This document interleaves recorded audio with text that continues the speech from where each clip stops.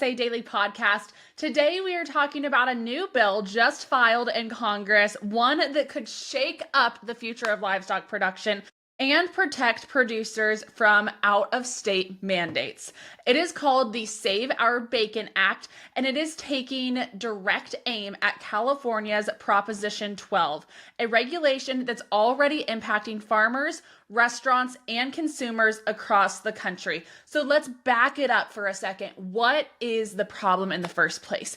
In 2023, the U.S. Supreme Court upheld California's Prop 12, a rule that bans the sale of pork from pigs not raised according to California's housing standards, even if those pigs are raised in another state.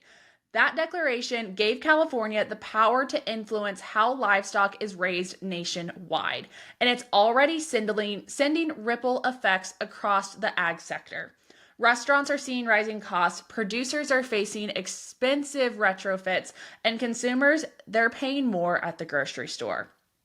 The Save Our Bacon Act, filed by Iowa Congresswoman Ashley Hinson, aims to fix that.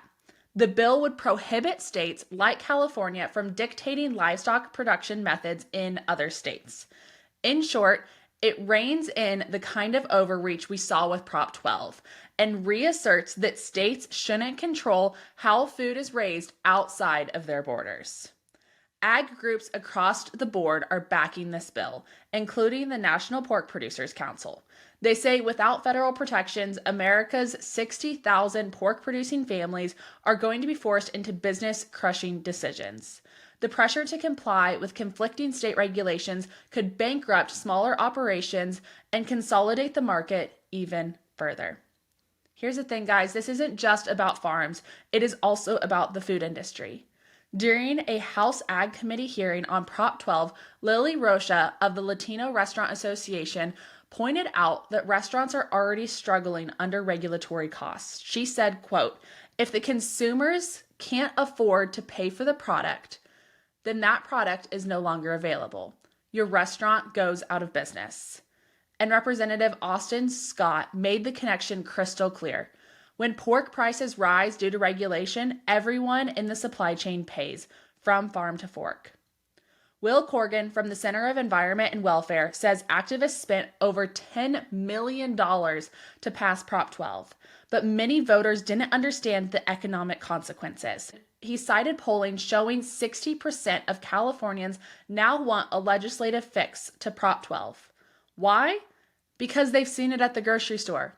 Coggin points to skyrocketing prices for bacon and eggs, with some California stores charging over $10 a dozen for eggs during recent shortages. The bill has just been filed, so it is still very early. But the pressure is mounting from producers, restaurants, and consumers alike. Lawmakers on the House Ag Committee are already hearing firsthand testimonies on the damage Prop 12 is doing, and this bill could be the first real step towards federal response. So here is your takeaway as a listener today. The Save Our Bacon Act would block state-level mandates like Prop 12 from affecting livestock producers in other states. It's backed by major ag groups and aims to protect both producers and consumers from rising costs and market instability. The fight over food production isn't over, and this bill could shape how we move forward. We will keep you updated on its progress as it moves through Congress. Until then, thank you guys so much for listening to another episode of the Cattle USA Daily podcast.